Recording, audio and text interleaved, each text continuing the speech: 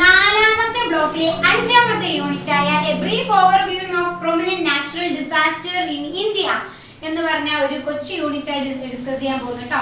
അതായത് ഒന്നുമില്ല, ഇതിന് മുൻപത്തെ യൂണിറ്റുകൾ നമ്മൾ ഡിസ്കസ് ചെയ്ത കുറച്ച് ടോപ്പിക്സ് തന്നെയാണ് ഈ ഒരു യൂണിറ്റിൽ വരുന്നത്. അതായത് ഇന്ത്യയിൽ ഇന്നേ വരെ നമ്മൾ കണ്ടുവന്നിട്ടുള്ള കുറച്ച് പ്രൊമിനന്റ് ആയിട്ടുള്ള നാച്ചുറൽ ഡിസാസ്റ്റേഴ്സ് അല്ലെ, നാച്ചുറൽ ഡിസാസ്റ്റേഴ്സ് ഏതെല്ലാം, അവയുടെ കാരണങ്ങൾ എന്തെല്ലാം, ഓക്കെ, അത്തരത്തിലുള്ള കാര്യങ്ങളൊക്കെയാണ് നമ്മൾ ഈ ഒരു യൂണിറ്റിൽ എന്ത് ചെയ്യാൻ പോകുന്നത്, ഡിസ്കസ് ചെയ്യാൻ പോകുന്നത് കേട്ടോ. ഓക്കെ, സോ അതിൽ ഏറ്റവും ഫസ്റ്റ് തന്നെ നമ്മൾ നോക്കാൻ പോകുന്ന ടോപ്പിക് ഏതാ, ലാൻഡ് സ്ലൈഡ് അല്ലെ. നമുക്കറിയാം, നമ്മൾ ഇതിന് മുമ്പത്തെ ക്ലാസ്സിലൊക്കെ കേട്ടത് തന്നെയാണ് ലാൻഡ് സ്ലൈഡ്. എന്താ, മണ്ണിടിച്ചൽ അല്ലെ, മണ്ണിടിച്ചൽ. നമുക്ക് നോക്കാം, ലാൻഡ് സ്ലൈഡ് നമ്മുടെ ഇന്ത്യയിലെ ഒരു പ്രൊമിനന്റ് ആയ ഒരു നാച്ചുറൽ ഡിസാസ്റ്റർ തന്നെയാണ് എന്ത്, ലാൻഡ് സ്ലൈഡ് എന്ന് പറയുന്നത്. ആദ്യം തന്നെ നമുക്ക് നോക്കാം എങ്ങനെയാണ് ഈ ലാൻഡ് സ്ലൈഡ്, അതായത് ഈ ലാൻഡ് സ്ലൈഡ് മണ്ണൊലിപ്പിൽ ഉണ്ടാവാനുള്ള കാരണങ്ങൾ എന്തെല്ലാമാണ് എന്ന് നമുക്ക് നോക്കിയാലോ. ഓക്കെ, അതിൽ കുറച്ച് കാരണങ്ങളാണ് നമ്മൾ ഡിസ്കസ് ചെയ്യാൻ പോകുന്നത്. നോക്കാം, ആദ്യം തന്നെ ഹെവി റെയിൻഫോൾ അല്ലെ, കുത്തനെ ഒഴുക്കുന്ന കുത്തനെ പെയ്യുന്ന മഴ എന്നൊക്കെ നമുക്ക് വേണമെങ്കിൽ പറയാം അല്ലെ. ഭയങ്കര ഹെവി ആയിട്ടുള്ള റെയിൻഫോൾ ലാൻഡ് സ്ലൈഡിന് കാരണമാകുന്നുണ്ട്. അതല്ലാതെ erosion of the base of the slope അല്ലെ, സ്ലോപ്പിന്റെ ബേസിൽ ഉണ്ടാകുന്ന ഇറോഷൻ, മണ്ണൊലിപ്പ്, ഒലിപ്പ്, ഓക്കെ, ഇറോഷൻ എന്ന് പറയുന്നത് ഒലിപ്പ്, അതും എന്തിന് കാരണമാവുന്നുണ്ട്, ലാൻഡ് സ്ലൈഡിന് കാരണം. മാത്രമല്ല changes to the material strength അല്ലെ, മെറ്റീരിയൽ സ്ട്രെങ്ത്തിൽ വരുന്ന ചേഞ്ചസും എന്തിന് കാരണമാവുന്നുണ്ട്, ലാൻഡ് സ്ലൈഡിന് കാരണമാവുന്നുണ്ട് അല്ലെ. ഇത് മാത്രമാണോ ലാൻഡ് സ്ലൈഡിന് കാരണമാവുന്നത്? അല്ല അല്ലെ, നമ്മൾ ഇതിനു മുമ്പൊക്കെ പഠിച്ചിട്ടുണ്ട് എന്താ, മൈനിങ് അല്ലെ, ഖനനം. മൈനിങ് ലാൻഡ് സ്ലൈഡിനെ കാരണമാക്കുന്ന ഒരു വലിയൊരു കാര്യമാണ് ഇത് മൈനിങ് എന്ന് പറയുന്നത് അല്ലെ. അത് മാത്രമാണോ? അല്ല, ഇത്തരത്തിലുള്ള ഒരുപാട് ഹ്യൂമൻ ആക്ടിവിറ്റീസ്, ഫോർ എക്സാമ്പിൾ ട്രാഫിക്കിന്റെ വൈബ്രേഷൻ അല്ലെ, ട്രാഫിക്കിന്റെ വൈബ്രേഷൻ ലാൻഡ് സ്ലൈഡിന് കാരണമാവുന്നുണ്ട്. അതല്ലാതെ മെഷീനറീസ് ഉണ്ടല്ലോ, ഈ മൈനിങ് ഒക്കെ ഉപയോഗിക്കുമ്പോൾ ഒരുപാട് മെഷീനറീസ് ഒക്കെ നമ്മൾ ഉപയോഗിക്കില്ലേ, അതിന്റെ വൈബ്രേഷൻസും എന്തിന് കാരണമാവുന്നുണ്ട്, ലാൻഡ് സ്ലൈഡിന് കാരണമാവുന്നുണ്ട്. അത് കൂടാതെ അർബനൈസേഷൻ അഥവാ നഗരവൽക്കരണവും എന്തിന്റെ കാരണമാവുന്നുണ്ട്, ലാൻഡ് സ്ലൈഡിന് കാരണമാവുന്നുണ്ട്. മനസ്സിലായാലും ഇത്തരത്തിൽ ഒരുപാട് പ്രവൃത്തികൾ നാച്ചുറൽ ആയിട്ട് ഇപ്പൊ എല്ലാരും പറയുന്നത് എന്താ, ലാൻഡ് സ്ലൈഡിന് കാരണം എന്താണ്, ഹെവി റെയിൻഫോൾ മാത്രമാണെന്നാണ്. ഒരിക്കലും അല്ല, മനുഷ്യന്റെ ചില ആക്ടിവിറ്റീസും എന്തിൽ പങ്കാളികളാണ്, ഈ ലാൻഡ് സ്ലൈഡ് വരാനുള്ള കാരണങ്ങളിൽ ചിലതാണ്. ഓക്കെ, മൈനിങ് അല്ലെ, ഖനനം, അതുപോലെ ട്രാഫിക്കിന്റെ വൈബ്രേഷൻസ്, ഉപയോഗിക്കുന്ന മെഷീനറികളുടെ വൈബ്രേഷൻസ്, അതുകൂടാതെ തന്നെ അർബനൈസേഷൻ, നഗരവൽക്കരണം, ഇതെല്ലാം തന്നെ എന്തിന്റെ കാരണമാണ്, ലാൻഡ് സ്ലൈഡിനെ കാരണമാക്കുന്നു. മനസ്സിലായോ? ഇനി നമ്മൾ നോക്കാൻ പോകുന്നത് ഈ ലാൻഡ് സ്ലൈഡുകൾ തന്നെ വിവിധ തരത്തിൽ നമ്മൾ എന്ത് ചെയ്തിട്ടുണ്ട്, തരം തിരിച്ചിട്ടുണ്ട് കേട്ടോ. അപ്പൊ നമുക്ക് പഠിക്കാനുള്ളത് 4 types of there are 4 types of landslide അല്ലെ. 4 ടൈപ്പുകൾ ഓഫ് ലാൻഡ് സ്ലൈഡുകളാണ് ഈ ഒരു യൂണിറ്റ് നമുക്ക് ആകെ പഠിക്കാൻ തന്നിട്ടുള്ളൂ. നമുക്ക് അതിനെ കുറിച്ച് ഡിസ്കസ് ചെയ്താലോ. ഓക്കെ, ഒന്നാമത്തെ ടൈപ്പ് ആണ് ഏത്, സ്ലൈഡ്. ഏതാ, സ്ലൈഡ്. ഈ സ്ലൈഡ് എന്ന് പറയുന്നത് എങ്ങനെയാണ്, it is a displacement of മെറ്റീരിയൽസിന്റെ ഡിസ്പ്ലേസ്മെന്റ്. അതായത് ഇങ്ങനെ സ്ലൈഡിലോട്ട് വരും അല്ലെ, സർഫസിന്റെ ഇങ്ങനെ പോകുന്ന ഇത്തരത്തിൽ ഇതാകുന്ന ലാൻഡ് സ്ലൈഡുകളെയാണ് ഡിസ്പ്ലേസ്മെന്റ് ഓഫ് മെറ്റീരിയൽസ് ഇങ്ങനെ പോകുന്നതിന്റെ ആ ഒരു ടൈപ്പാണ് നമ്മൾ എന്ത് പറയാ, സ്ലൈഡ് എന്ന് പറയാ. അതാണ് നമ്മുടെ ലാൻഡ് സ്ലൈഡിന്റെ ഒന്നാമത്തേത്. രണ്ടാമത് നോക്കാം, ഫ്ലോസ്. എന്താണ് ഫ്ലോസ്? അതായത് ഇറ്റ് ഈസ് എ പാർട്ടിക്കിൾസ് ഉണ്ടല്ലോ, ഈ ലാൻഡ് സ്ലൈഡിലുള്ള പാർട്ടിക്കിൾസിന്റെ വെലോസിറ്റീസ് ഏത് രീതിക്കാവും പോകും, ഇങ്ങനെ ഒരു ഫ്ലൂയിഡ് മോഡലിലാകും എന്ത് ചെയ്യുക, സ്ലൈഡ് ചെയ്ത് വരിക. അത്തരത്തിലുള്ള ലാൻഡ് സ്ലൈഡുകളെ നമ്മൾ വിളിക്കുന്ന പേരാണ് എന്ത്, ഫ്ലോസ് എന്ന് പറയുന്നത് കേട്ടോ. നോക്കാം സ്പ്രെഡ്സ്. ഏതാണ്? സ്പ്രെഡ്. അവസാനത്തെ നാലാമത്തെ എങ്ങനെയാണ്? ടോപ്ലിംഗ്.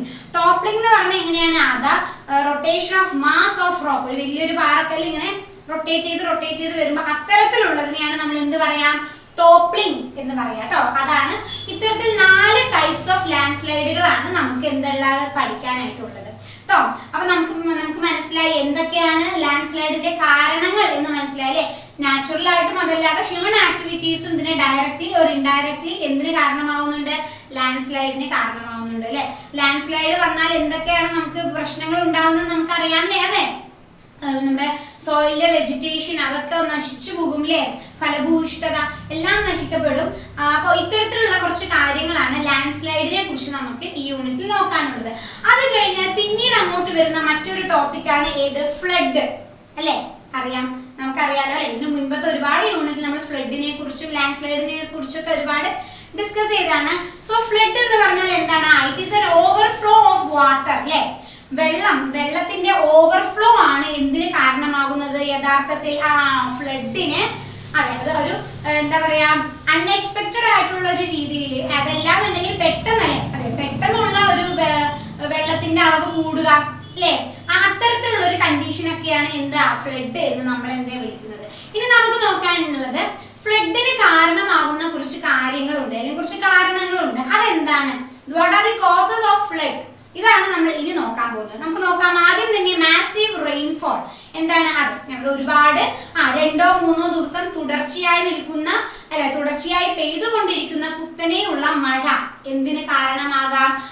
നമ്മുടെ ഫ്ലഡിന് കാരണമാകാം അല്ലെ? റിവേഴ്സ്, പോൺസിലെ എന്താ പറയാ പുഴകളൊക്കെ കവിഞ്ഞൊഴുകി അത്തരത്തിൽ ഫ്ലഡുകൾ ഉണ്ടാകാം അല്ലെ? അതിപ്പോ റെയിൻഫോൾ, മാസീവ് റെയിൻഫോൾ എന്ന് പറയുന്നത് ഫ്ലഡിന്റെ ഒരു കാരണമാണ്. രണ്ടാമത് നോക്കാം ഓവർഫ്ലോയിങ് ഓഫ് ദി റിവേഴ്സ്. ഞാൻ പറഞ്ഞിരുന്നു അല്ലെ? ഇത്തരത്തിൽ ഈ പുഴകളെല്ലാം തന്നെ കവിഞ്ഞൊഴുകാൻ തുടങ്ങിക്കഴിഞ്ഞാൽ അതും എന്തിന് കാരണമാകാം? ഫ്ലഡിന് കാരണമാകാം. മൂന്നാമത് കൊളാപ്സ്ഡ് ഡാംസ് അല്ലെ? ഡാമുകൾ തമ്മിൽ കൊളാപ്സ് ആയാലും അതും എന്തിന് കാരണമാകും? ഫ്ലഡിന് കാരണമാകും. പിന്നെ നാലാമത്തെയാണ് സ്നോ മെൽറ്റ് അല്ലെ? മഞ്ഞ് ഉരുകുമ്പോൾ, അതായത് ഒരു നിശ്ചിത അളവിനേക്കാൾ കൂടുതൽ മഞ്ഞ് ഉരുകി വരുമ്പോൾ അതും എന്തിലോട്ട് നയിക്കാം? ഫ്ലഡിലോട്ട് നയിക്കാം. പിന്നെ അഞ്ചാമത്താണ് ഡീഫോറസ്റ്റേഷൻ. റൈറ്റ്? അതായത് ഡീഫോറസ്റ്റേഷൻ എന്താ? നമ്മുടെ ഫോറസ്റ്റിനെയൊക്കെ വെട്ടി നശിപ്പിക്കുക, മരങ്ങളെയൊക്കെ വെട്ടി നശിപ്പിക്കുക. അതും തീർച്ചയായിട്ടും എന്തിന് കാരണമാവുന്നുണ്ട്? അത് ആക്ച്വലി ക്ലൈമറ്റ് ചേഞ്ചിന് കാരണമാവുന്നുണ്ട്. അത് ഡയറക്ട്ലി ഓർ ഇൻഡയറക്ട്ലി നമ്മുടെ ഫ്ലഡിനും കാരണമാവുന്നുണ്ട് കേട്ടോ. അതേപോലെ എന്താ പിന്നെ അടുത്തത് 6ാമത്തെ പോയിന്റ് ഇതാ വന്നു, ക്ലൈമറ്റ് ചേഞ്ച് അല്ലെ? ക്ലൈമറ്റ് ചേഞ്ചും തീർച്ചയായിട്ടും ഫ്ലഡിന് കാരണമാകുന്ന ഒന്ന് തന്നെയാണ്. ഇനി അടുത്ത് നോക്കാം emission of green house gases അല്ലെ? തീർച്ചയായിട്ടും ഗ്രീൻ ഹൗസ് ഗ്യാസസിനെ കുറിച്ചൊക്കെ നമ്മൾ കഴിഞ്ഞ യൂണിറ്റിൽ പഠിച്ചതാണ്, അറിയാം അല്ലെ? അതായത് കാർബൺ ഡൈ ഓക്സൈഡ് അല്ലെ, കാർബൺ മോണോക്സൈഡ്, ഇത് മീഥേൻ അല്ലെ? ഇതൊക്കെ എന്താണ്? ഗ്രീൻ ഹൗസ് ഗ്യാസസ് ആണ്. അപ്പൊ ഈ ഗ്രീൻ ഹൗസ് ഗ്യാസസിന്റെ എമിഷൻ, അതായത് അറ്റ്മോസ്ഫിയറിൽ തങ്ങി നിൽക്കുന്ന ഗ്രീൻ ഹൗസ് ഗ്യാസസും എന്തിന് ഡയറക്ട്ലി ഓർ ഇൻഡയറക്ട്ലി എന്തിന് കാരണമാകുന്നുണ്ട്? ഫ്ലഡിന് കാരണമാകുന്നുണ്ട്. മനസ്സിലായല്ലോ? ഇത്തരത്തിലുള്ള കുറച്ച് കാരണങ്ങൾ മൂലമാണ് എന്ത് ഉണ്ടാകുന്നത്? ഫ്ലഡ് ഉണ്ടാകുന്നത്. ഓക്കെ, സോ ഇനി നമുക്ക് നോക്കാം. ഒരുപാട് ടൈപ്സ് ഓഫ് ഫ്ലഡുകൾ കൂടി നമ്മൾ ഈ ഒരു യൂണിറ്റിൽ എന്ത് ചെയ്യുന്നുണ്ട്? പരിചയപ്പെടാൻ പോകുന്നുണ്ട് കേട്ടോ. സോ നമുക്കിനി അത് നോക്കിയാലോ? ഓക്കെ, ഒന്നാമത്തെ ടൈപ്പാണ് റിവർ ഫ്ലഡ്. റിവർ ഫ്ലഡ് എന്ന് പറഞ്ഞാൽ എന്താണ്? ഒന്നുമില്ല, സിമ്പിളാ. എന്താ? നമ്മുടെ റിവേഴ്സ്, പുഴകളൊക്കെ കവിഞ്ഞൊഴുകാൻ തുടങ്ങിയാൽ അത്തരത്തിൽ ഉണ്ടാവുന്ന ഫ്ലഡുകളെ നമ്മൾ വിളിക്കുന്ന പേരാണ് എന്ത്? River flood. മനസ്സിലായല്ലോ? രണ്ടാമത് നോക്കാം കോസ്റ്റൽ ഫ്ലഡ്. എന്താണ്? Coastal flood. കോസ്റ്റൽ ഫ്ലഡ് എന്ന് പറഞ്ഞാൽ എന്താണ്? occurs when land is submerged by sea water. ലാൻഡും സീ വാട്ടറും നമ്മൾ സബ്മേർജ്ഡ് ആവുമ്പോൾ അത്തരത്തിൽ ഉണ്ടാകുന്ന ഫ്ലഡുകളെയാണ് നമ്മൾ കോസ്റ്റൽ ഫ്ലഡ് എന്ന് നമ്മൾ വിളിക്കുന്നത്. ഇനി അടുത്തത് നോക്കാം. ഇതിനെ അതായത് സ്റ്റോം സർജ്. ഓക്കെ, അത് എന്താണ് ഇവിടെ സ്റ്റോം സർജ് എന്നുകൊണ്ട് ഉദ്ദേശിക്കുന്നത് നോക്കാം. അതായത് abnormal rise of water in coastal areas. Okay, കടൽ തീരപ്രദേശങ്ങളിലെ പെട്ടെന്നുള്ള വെള്ളത്തിന്റെ അളവ് ഇങ്ങനെ അബ്നോർമലി പെട്ടെന്ന് റൈസ് അത് കൂടി വരികയാണ്. അപ്പോ ഉണ്ടാകുന്ന കുറച്ച് ഡിസാസ്റ്റേഴ്സ് ഉണ്ട്. ഓക്കെ, അതിനെയാണ് നമ്മൾ എന്ത് വിളിക്കുന്നത്? സ്റ്റോം സർജ് എന്ന് പറഞ്ഞാൽ. അതും ഒരേ ടൈപ്പ് ഓഫ് അതും ഒരു തരത്തിലുള്ള ഒരു ഫ്ലഡ് തന്നെ ആണ് ട്ടോ. സോ നമുക്ക് നോക്കാം എന്തുകൊണ്ടാണ് ഈ സ്റ്റോം സർജ് ഞാൻ പറഞ്ഞല്ലോ തീരപ്രദേശങ്ങളിലെ വെള്ളത്തിന്റെ അളവ് പെട്ടെന്ന് അങ്ങോട്ട് കൂടി വരുമ്പോൾ ഉണ്ടാകുന്ന ടൈപ്പ് ഓഫ് ഫ്ലഡ് ആണ് ഏത് പറഞ്ഞ സ്റ്റോം സർജ്. അത് വരാനുള്ള കാരണങ്ങൾ എന്താ നമുക്ക് നോക്കിയാലോ.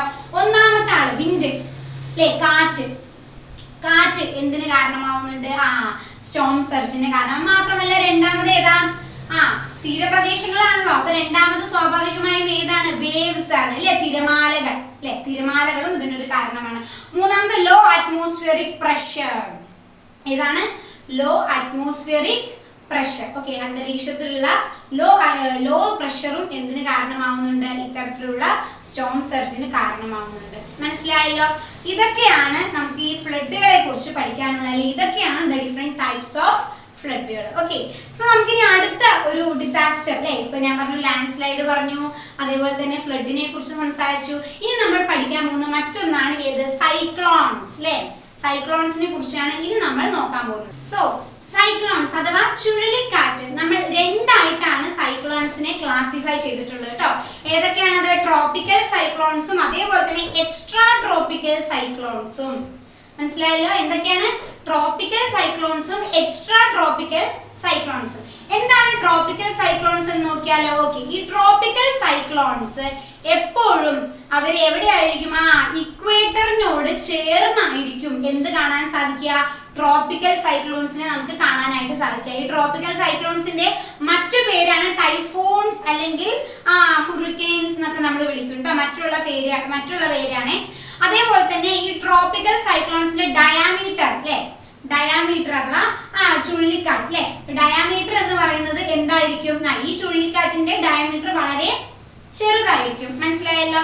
മാത്രമല്ല എപ്പോഴും ഈ സൈക്ലോൺസിന്റെ ഒപ്പം എപ്പോഴും ഒരു ബാഡ് വെതർ, അതേപോലെ തന്നെ വയലന്റ് ആയിട്ടുള്ള സ്റ്റോർമുകൾ ഇതെല്ലാം അതിന്റെ ഒപ്പം ഉണ്ടാവും. എപ്പോഴും ചുഴലിക്കാറ്റിന്റെ ഒപ്പം ഒരു ബാഡ് ആയിട്ടുള്ള വെതറും അതേപോലെ തന്നെ വയലന്റ് ആയിട്ടുള്ള സ്റ്റോംസും ഇതിന്റെ ഒപ്പം വരാറുണ്ട്. അതായത് ചുരുക്കത്തിൽ പറയുന്നത് ഒരിക്കലും ചുഴലിക്കാറ്റ് അഥവാ സൈക്ലോൺസ് ഒറ്റയ്ക്ക് വരാറില്ല. അവരുടെ ഒപ്പം എപ്പോഴും ആരും ഉണ്ടാവും. ഒരു ബാഡ് ആയിട്ടുള്ള ഒരു വെതറും വരും, അതേപോലെ തന്നെ വയലന്റ് ആയിട്ടുള്ള സ്റ്റോംസിനും എന്തുണ്ട്, സാധ്യതയുണ്ട് കേട്ടോ. ഓക്കെ, സോ ഇതാണ് ട്രോപ്പിക്കൽ സൈക്ലോൺസിന്റെ പ്രത്യേകത എന്ന് പറയുന്നത്. എന്താണ്, ഇതിനെപ്പോഴും ഇക്വേറ്ററിനോട് ചേർന്ന് മാത്രമേ ഉണ്ടാവത്തുള്ളൂ. ഇവരുടെ ഡയാമീറ്റർ എന്ന് പറയുന്നത് എന്തായിരിക്കും, കുറച്ച് ചെറുതാണ്. നമുക്ക് നോക്കാം എക്സ്ട്രാ ട്രോപ്പിക്കൽ സൈക്ലോൺസ് അല്ലെ, രണ്ടാമത്തെ കാറ്റഗറിയാണ്. ഇവരെ നമ്മൾ വേവ് സൈക്ലോൺസ് അല്ലെങ്കിൽ മിഡ് ലാറ്റിറ്റ്യൂഡ് സൈക്ലോൺസ് എന്ന് നമ്മൾ വിളിക്കും ട്ടോ. ഇവരെ ഇത്തരത്തിലുള്ള സൈക്ലോൺസ് നമുക്ക് മിഡിൽ അല്ലെങ്കിൽ ഹൈ ലാറ്റിറ്റ്യൂഡിലാണ് നമുക്ക് ഇത്തരത്തിലുള്ള എക്സ്ട്രാ ട്രോപ്പിക്കൽ സൈക്ലോൺസിനെ കാണാനായിട്ട് സാധിക്കുന്നത്. നോക്കാം, ഈ സൈക്ലോൺസ് എന്ന് പറയുന്നത് ഈ ട്രോപ്പിക്കൽ സൈക്ലോൺസിനെ പോലെയല്ല, വളരെ വലിയ വയലന്റ് ആയിട്ടുള്ള സൈക്ലോൺ ആണ് ഏത്, എക്സ്ട്രാ ട്രോപ്പിക്കൽ സൈക്ലോൺ എന്ന് പറയുന്നത് കേട്ടോ. അപ്പൊ രണ്ടിനും തമ്മിൽ വ്യത്യാസമുണ്ട്. ഓക്കെ, സോ സൈക്ലോൺസും എന്താണ്, ഇന്ത്യ കണ്ടതിൽ വെച്ചിട്ട് ഒരു മേജർ ആയിട്ടുള്ള ഒരു നാച്ചുറൽ ഡിസാസ്റ്റർ ആണ്. ഇനി നമ്മൾ പരിചയപ്പെടാൻ പോകുന്ന മറ്റൊരു നാച്ചുറൽ ഡിസാസ്റ്റർ ആണ് ഏത്, എർത്ത്ക്വേക്ക് അല്ലെ, ഭൂകമ്പം. ഇനി എർത്ത്ക്വേക്ക് എങ്ങനെയാ ഉണ്ടാവുന്നത്, അതായത് ഭൂമിയുടെ അടിയിലുള്ള പാറകളുടെ ഇടയിലൂടെ ഒരു seismic wave, seismic wave pass ചെയ്യുമ്പോൾ പെട്ടെന്ന് ഉണ്ടാവുന്ന ഭൂമി ആ പ്രദേശത്തിന്റെ ഒരു ഷേക്കിംഗ് ആണ് എന്തായിട്ട് നമ്മൾ കണക്കൂട്ടുന്നത്, എർത്ത്ക്വേക്ക് ആയിട്ട് കണക്കൂട്ടും. മനസ്സിലായി, പെട്ടെന്നുള്ള ഒരു ഷേക്കിംഗ് ആണ്. അത് എന്തുകൊണ്ടാണ് വരുന്നത്, ഭൂമിയുടെ അടിയിലുള്ള പാറകളുടെ ഇടയിലൂടെ ഒരു സീസ്മിക് വേവ് പാസ് ചെയ്തു പോകുമ്പോൾ പെട്ടെന്ന് എന്ത് ചെയ്യുകയാണ്, ഈ പ്രദേശം ഒന്ന് ഷേക്ക് ആവുകയാണ്. മനസ്സിലായല്ലോ. ഓക്കെ, സോ നമുക്കിനി അടുത്തത് ഈ പറഞ്ഞ സീസ്മിക് വേവ്സ് ഏതൊക്കെയാണ് എന്ന് നമുക്ക് നോക്കാം. സോ ഈ സീസ്മിക് വേവ്സിന്റെ ക്ലാസിഫിക്കേഷൻ ആണല്ലോ നമ്മൾ ഈ നടത്തി നോക്കാം. ഏതൊക്കെയാണോ wave, P wave, S wave, അതുപോലെ തന്നെ സർഫസ് വേവ്സ്. ഓക്കെ, ഇത്തരത്തിൽ 3 വേവുകളാണ് ഈ എർത്ത്ക്വേക്കുമായിട്ട് റിലേറ്റ് ചെയ്ത് കിടക്കുന്നത്. ഓക്കെ, ഏതൊക്കെയാണ്, പി വേവ്, എസ് വേവ്, അതുപോലെ തന്നെ സർഫസ് വേവ്. നോക്കാം, പി വേവ് എന്ന് പറയുന്നത്, പി വേവ് ആണ് ആദ്യം തന്നെ സീസ്മോഗ്രാഫിലോട്ട് ആദ്യം തന്നെ എത്തി മുട്ടുന്ന ആരാണ്, ഈ പി വേവ് ആണ്. മനസ്സിലായല്ലോ. ഇനി അത് കഴിഞ്ഞ് എസ് വേവ്. എസ് വേവിന്റെ മറ്റൊരു പേരാണ് എന്ത്, സെക്കൻഡറി വേവ്. ഓക്കെ, ഈ എസ് വേവ് ആണ് രണ്ടാമത് ഈ ഒരു ഇതിലോട്ട് തട്ടുന്നത്. ഓക്കെ, അതായത് സീസ്മോഗ്രാഫ്സിലോട്ട് തട്ടി ഹിറ്റ് ആകുന്നത് രണ്ടാമത്തെ വേവ് ഏതാണ്? എസ് വേവ് കേട്ടോ. നമുക്ക് നോക്കാം സർഫസ് വേവ് എന്താന്ന് നമുക്ക് നോക്കാം അല്ലെ. സർഫസ് വേവ് എന്ന് പറയുന്നത് എർത്തിന്റെ സർഫസിലൂടെ കടന്നു പോകുന്ന വേവിനെയാണ് നമ്മൾ എന്ത് പറയാ? സർഫസ് വേവ് എന്ന് പറയാം. ഓക്കെ, ഇത്തരത്തിലാണ് ഈ സീസ്മിക് വേവ്സ് നമ്മൾ 3 രീതിക്ക് കാറ്റഗറൈസ് ചെയ്തിരിക്കുന്നത്. ഏതാണ്? പി വേവ്, എസ് വേവ്, അതുപോലെ തന്നെ സർഫസ് വേവ്. ഓക്കെ, മൂന്നിന്റെ പ്രത്യേകതകളും ഞാൻ പറഞ്ഞു അല്ലേ. ഓക്കെ, സോ ഇത്രയേ ഉള്ളൂ ഈ നമ്മുടെ ഒരു യൂണിറ്റ് എന്ന് പറയുന്നത്. നമുക്ക് ഇതിനു മുമ്പ് ഡിസ്കസ് ചെയ്ത യൂണിറ്റിലുള്ള കുറച്ച് കാര്യങ്ങൾ തന്നെയാണ് ഇതിലും വന്നിട്ടുള്ളത്. കുറച്ച് എക്സ്ട്രാ ആയിട്ട് കുറച്ചുകൂടെ ഡീറ്റെയിൽ ആയി പഠിച്ചു എന്ന് മാത്രമേ ഉള്ളൂ കേട്ടോ. നിങ്ങൾക്കൊക്കെ ഒന്ന് വായിച്ചാൽ മനസ്സിലാവുന്നേ ഉള്ളൂ, അത്ര വലിയ ലെസൺ ഒന്നുമല്ല. ഓക്കെ, സോ ഇത്രയേ ഉള്ളൂ ഈ ഒരു ക്ലാസ്. നമുക്ക് അടുത്തൊരു വീഡിയോ ആയിട്ട് കാണാം. Okay, so bye and thank U.